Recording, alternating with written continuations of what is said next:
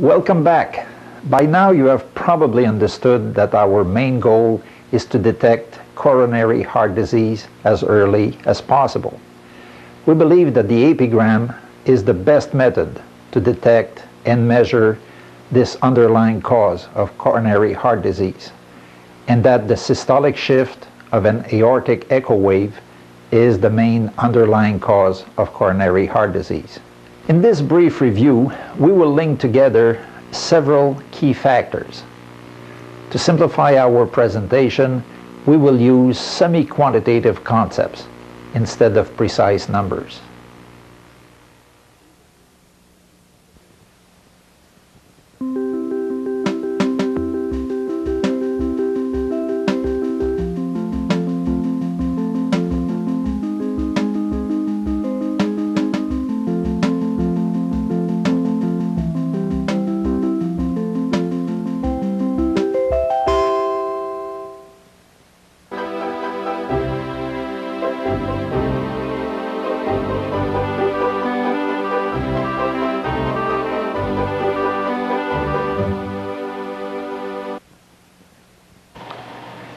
This shows the pressure changes during a heartbeat. The orange line at the top represents the pressure changes in the aorta. The purple line represents the pressure changes inside the left ventricle. During systole, blood cannot flow through the coronary arteries because ventricular pressure is greater than aortic pressure. This area is shaded in deep blue. Immediately before aortic valve opening and after aortic valve closure, there is partial flow in the coronary arteries. The shading in this area progresses from blue to red. The pressure gradients in the rest of diastole result in full coronary flow. They are shaded in red. But you may ask, what is the source of the pressure gradients during diastole?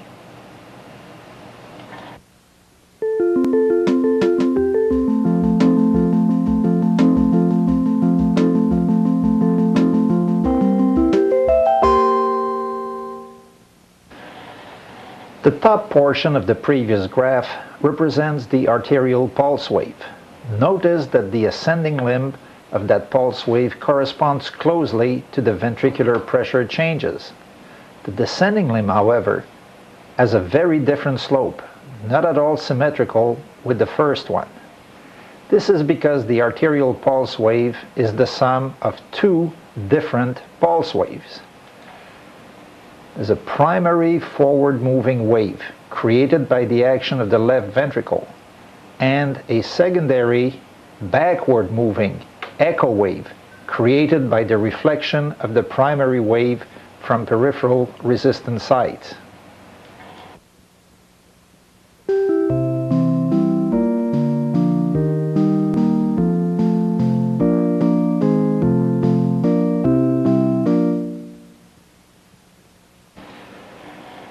This can be illustrated by a simplified drawing of the primary and echo waves. During diastole, the echo wave provides the pressure gradient that is needed for coronary blood flow. If the speed of travel of the echo wave is decreased, it arrives later. This results in a shift of the echo wave towards the diastole.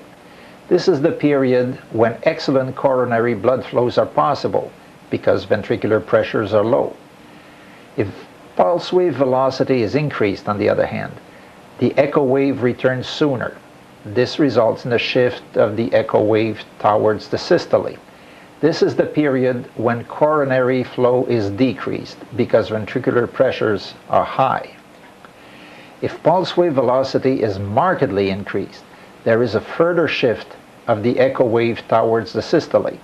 At this point, coronary blood flows may cease altogether.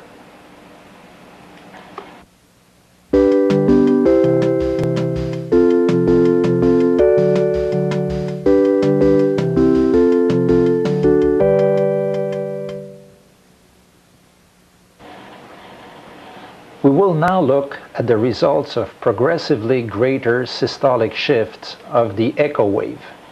In the initial stages of systolic shift, The main effect is a decrease in coronary blood flow, as we have seen previously.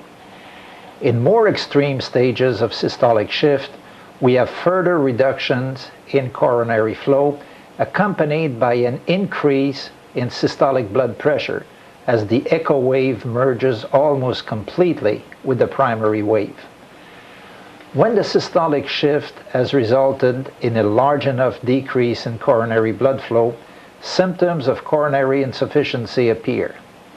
Further shifts may lead to heart failure due to the increased workload on the left ventricle.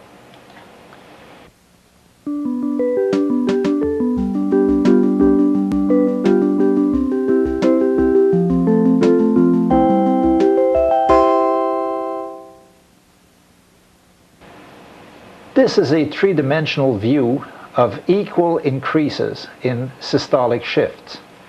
Notice how little effect early shifts have on coronary blood flow or blood pressure.